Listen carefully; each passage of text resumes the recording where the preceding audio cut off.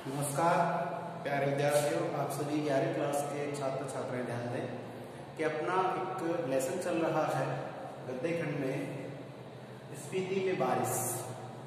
स्पीति में बारिश से अर्थ है हमारा कि हिमाचल प्रदेश जो हमारा एक राज्य है वहाँ एक लाहौल स्पीति नाम से एक जगह है जिसका इतिहास में थोड़ा वर्णन है वो कम मिलता है। कारण वहाँ जाकर वहाँ की रहन सहन संस्कृति को पता कर पाना काफ़ी दुर्गम भरा है, काफ़ी रिस्की कार्य था। और इस कार्य को अब जो अंजाम दिया है वो दिया है कृष्णनाथ नाम के जो प्रसिद्ध एक लेखक है इन्होंने वहाँ की यात्रा की है। और यही वजह है कि वहाँ का भौगोलिक, आर्थिक, सामाजिक जो वर्णन इन्होंने पेश किया है उसका ही जिक्र यहाँ पे यात्रा वृत्तांत के रूप में किया गया है, जो हमारी स्पीति में बारिश नामक पाठ से अवगत कराया गया है। यहाँ देखने वाली बात यह है कि स्पीति एक जगह है जो लाहौल जिले की एक तहसील है जो हिमाचल प्रदेश में स्थापित है। और यहाँ का रहन सहन कैसा है, अक्षांश देशांतर विस्तार कितना है, यहाँ की भौगोलिक दशाएं कैसी हैं, इन सब से हम रूबरू होते हुए लगभग हमने 4-5 वीडियो जिसके देख लिए हैं। और अब जो नंबर है वो है हमारा लास्ट, इसका पोर्शन आ गया है लगभग 1.5 से 2 पेज का है। उसका मैंने शॉर्ट में आपको इसका थोड़ा समझाने का प्रयास किया है कि जो कृष्णनाथ महोदय हैं वो वहाँ का लगभग भौगोलिक दृश्य देख चुके हैं। और आपको मैं एक कार्य देना चाहता हूँ, वो है कि इस पाठ में कुछ पहाड़ों की ऊंचाई से संबंधित टिप्स दे रखे हैं, तो वो आपको पढ़ने हैं आज की वीडियो के अकॉर्डिंग कि पहाड़ों की ऊंचाई कितनी क्या दे रखी है। ठीक है, उसका मैंने यहाँ पे जिक्र नहीं किया, उसका सिंपल दे रखा है कि कितनी लंबाई ऊंचाई उसकी दे रखी है। तो आपको बता दूं कि यहाँ जो कृष्णनाथ जी हैं वो इस क्षेत्र का मुआयना कर रहे हैं, देख रहे, घूम रहे हैं। कुछ बातों से मैं आपको अवगत कराऊंगा, ध्यान दें। स्पीति में 2 ऋतुएं होती हैं। ऋतु की बात कर रहे हैं तो जो हमारे ऋतु हैं वैसे तो लेखक महोदय ने 6 ऋतुओं का वर्णन किया गया है। और बरसात ऋतु है जो इसमें बहुत अधिक बड़ा चढ़ाकर बताई गई है। ध्यान दें कि जो स्पीति में 2 ही ऋतु होती हैं, सर्दी और गर्मी की बात करते हैं, वसंत की बात करते हैं तो गर्मियाँ बहुत कम पड़ती है, रीजन की ठंडा प्रदेश है। तो स्थिति में बसंत जो है, वसंत से स्थिति में वसंत से भी कम दिनों का होता है। मतलब जो वसंत होता है वसंत से कम दिन, मान लीजिए 2 महीने 3 महीने का होता है, ऐसा यहाँ पे नहीं होता, बिल्कुल कम होता है और कम दिनों का होता है। तो वसंत में यहाँ विभिन्नता है। विभिन्नता कैसी है कि जब बाकी क्षेत्र में बहुत अधिक गर्मी या सर्दी पड़ती है वहाँ पे ऐसा नहीं है, विभिन्नता है, वो प्रकृति के आधार पर विभिन्नता को माना गया है। उसके बाद इसमें दिया है कि जो दिसंबर का महीना होता है तो बाकी अन्य भारत के क्षेत्रों में देखा जाए तो वहाँ क्या होता है कि केवल ठंड पड़ती है। यहाँ ठंड के साथ साथ क्या है, बर्फ गिरती है। जो घाटी है इसकी स्पीति घाटी, उस घाटी में बहुत अधिक बर्फ गिर जाती है, रास्ते बंद हो जाते हैं, लोगों को आना जाना दुर्गम हो जाता है, दुर्लभ हो जाता है। ठीक है, उसके बाद बात करें कि यहाँ की जो ठंडी हवा है वो इतनी भयंकर ठंडी चलती है कि यहाँ के जो प्रदेश के लोग हैं वो जैसे उनके हाथ या मुंह जो और हाथ जो है वो शरीर के अंगों से बाहर रहते हैं, तो अगर वो उन पे कपड़े लगते नहीं है तो ऐसी हवा इतनी तीखी लगती है जैसे कोई नस्तर से चुभो रहा हो, बहुत कठिनाई से हमें एहसास होता है। तो यह कि ठंडी हवा है वो हाथ पैरों को बहुत ज्यादा परेशान करती है।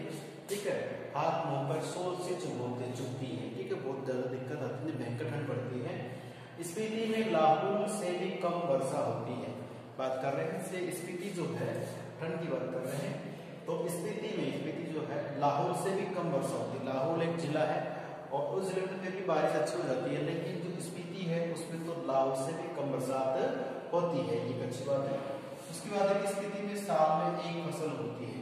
अब आप बता दो कि वहाँ पे जो जनसंख्या है कुछ तो है ही, तो जनसंख्या अपना जीवन यापन किस पे डिपेंडेंट है, उनका निर्भर किस पे, कृषि पे ही है, क्योंकि बाकी उद्योग धंधे वहाँ पे है नहीं। ऐसी स्थिति में क्या होता है कि बरसात में जो स्थिति में साल में 1 ही फसल होती है, यानी एक बार ही फसल होती है। उस फसल में कौन कौन सी होती है, इंपॉर्टेंट चीज है।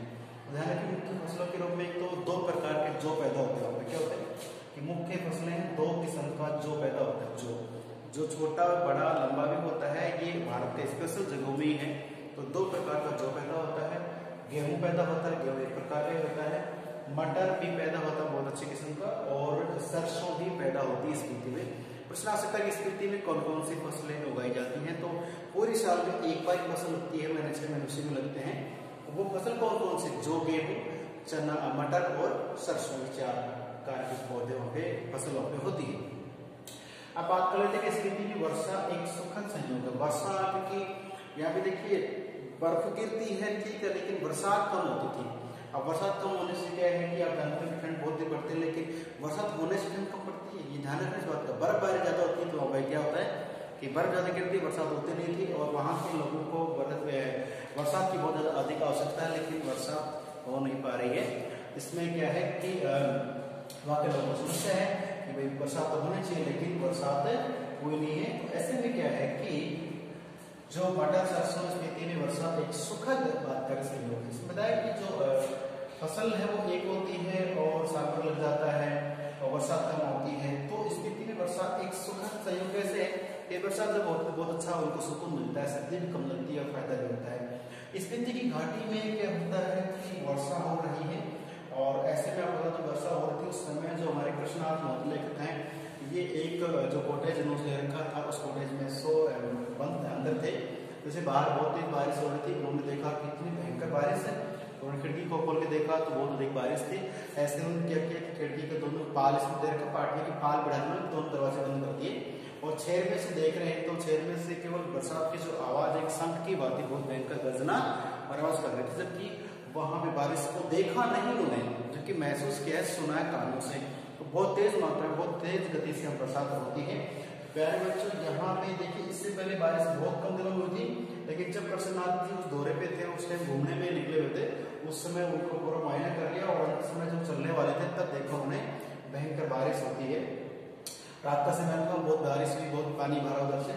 अब बात करें कि स्थिति में घाटी में क्या था, वर्षा हो रही थी, और कमरे में जैसे बाहर बारिश हो रही थी, कमरे बहुत ठंड बढ़ रही थी, और सुबह जब लोग थे वो बात कर रहे थे कि हमारी यानी कि लेखक आया था, लेखक के आसपास जो लोग बोलते लेखक पहुंच आए हैं और ये यहाँ की बारिश को देखने आए थे, यहाँ के माहौल को देखने आए थे, आज यहाँ की बारिश हुई है। तो कुछ लोग कह रहे थे कि भाई तो कृष्णनाथ जी हैं, इनके आने से उसकी बारिश हुई, तो इनको वहां आने की बात करें कि यात्रा कैसी है, शुभ यात्रा है कि इनके आने से हमारे यहाँ बारिश हुई है।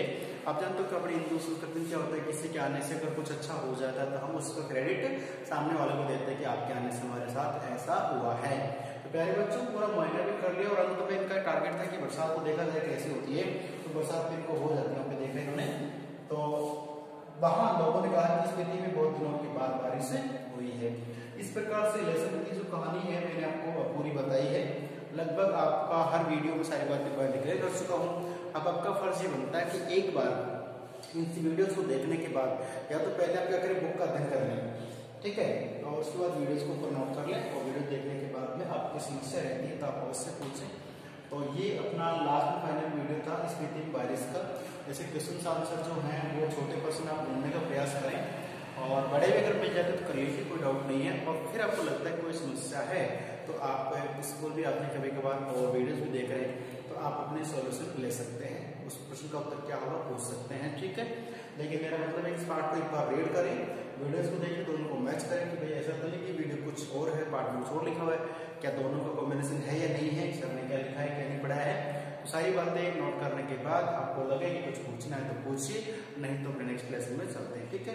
प्यारे बच्चों, स्पीति बारिश का अंतिम वीडियो था। ओके, मिलते हैं अगले क्लास में अगले लेसन के साथ में, तब तक के लिए नमस्कार, धन्यवाद, खुश रहें और पढ़ते रहें।